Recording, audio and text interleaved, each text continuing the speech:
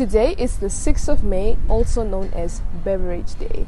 As we know, Namibia is one of the countries with the highest beer consumption. That is obvious because we produce one of the world's best beers. So please make sure that today, when you commemorate on a special day, in fact, it's actually a Friday. So what excuse do you have to not indulge in a nice big glass of some beverage? Okay, for our non-alcoholic drinkers, you can obviously have your non-alcoholic drinks, your virgin cocktails, but for the fellow people who do consume in alcohol, make sure that you take this day to celebrate and remember the goodness that comes in that beverage. Please watch this video for more.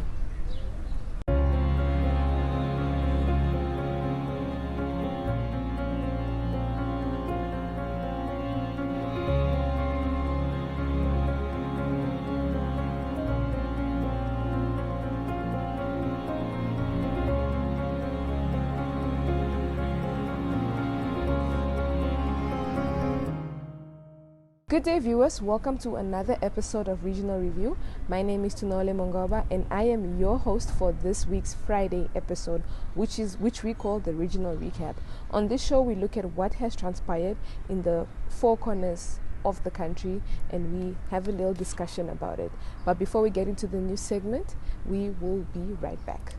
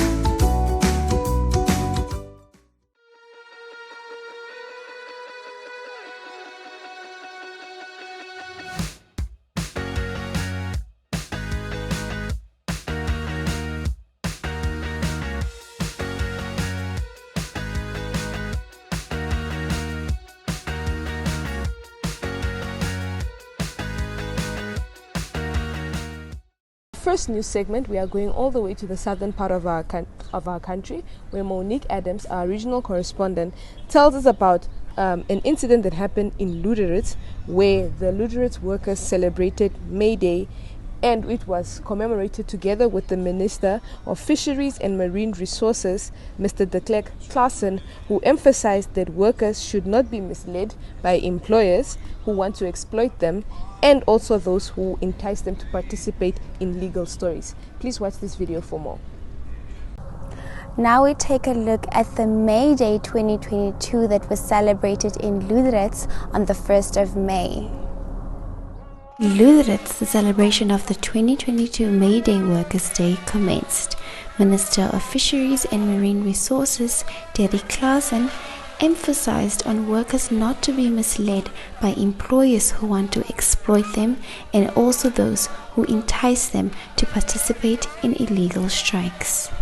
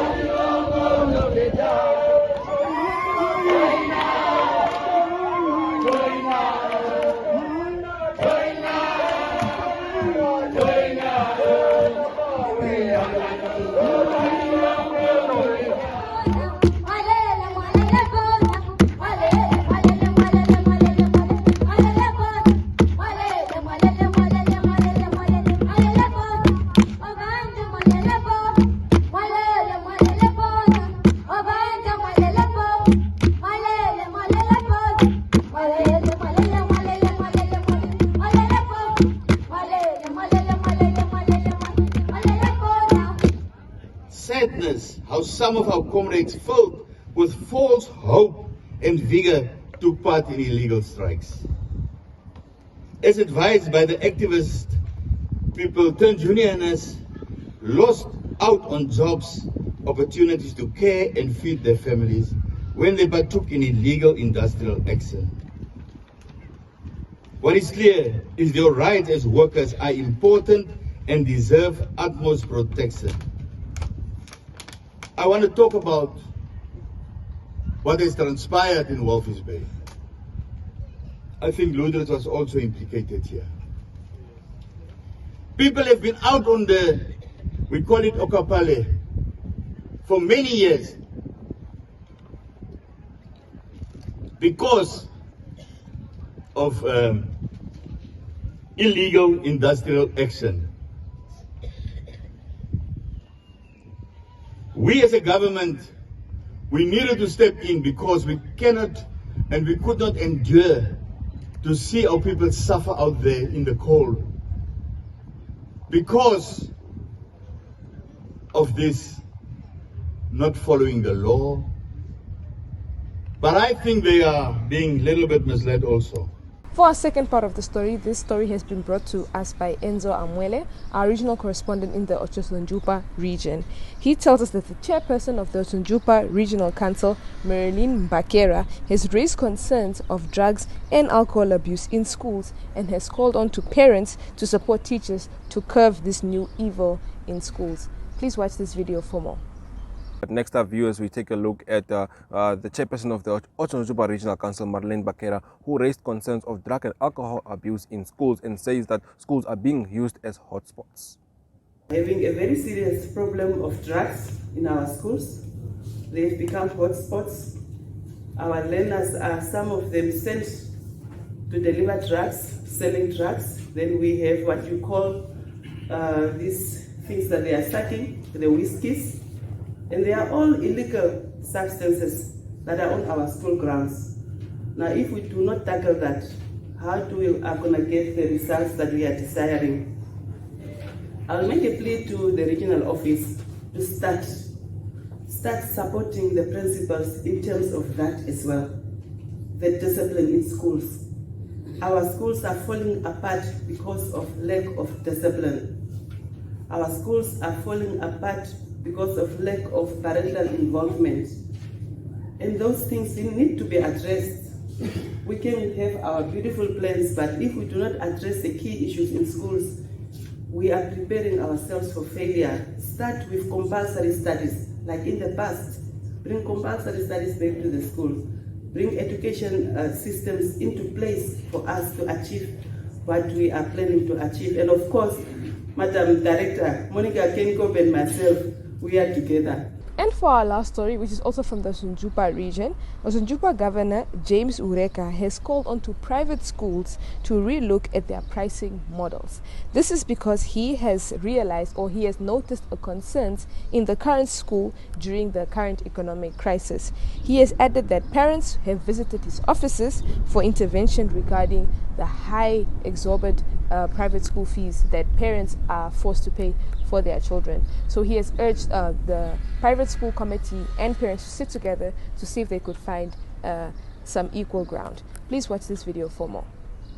The governor of the mighty Otjosunjupa region, James Ureka, has called on private schools to relook at their pricing models as it's a bit, if not too expensive. He made these remarks at the regional awards in Otjiwarongo. Private schools. Private schools, you are good, you are performing well, and everything else is moving closely. But one of the key concerns is the pricing factor that you have in your schools.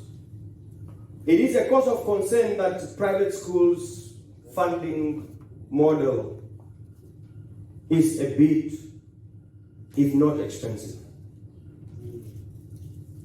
We are talking of private schools. Yes, they render service optimally. There are a number of things that need to be done.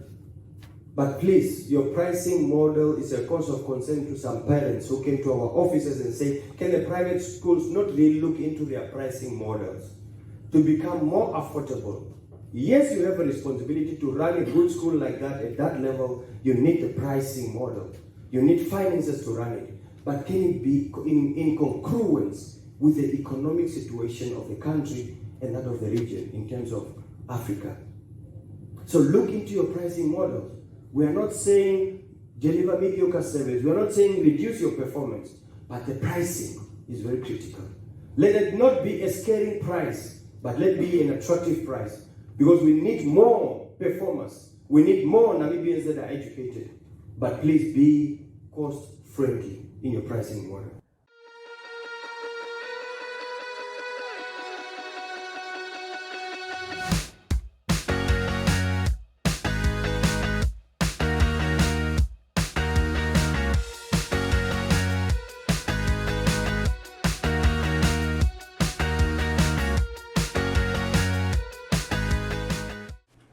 Taking a look at the weather from the north to the south, Ungwediva is sunny and very hot with blazing temps expected over the weekend and early next week.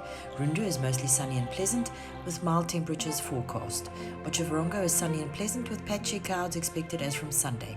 Plenty of sun is forecast for Mariental with slightly lower temps over the weekend. Finally, Karasburg is sunny at the moment, but stray clouds and cooler temps are expected over the rest of the weekend.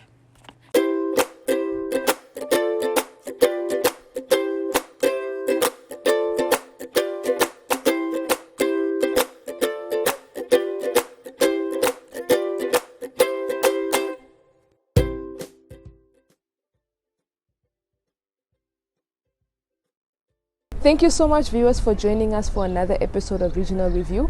My name is Tunohole Mungaba once again, and we thank you for tuning into this show.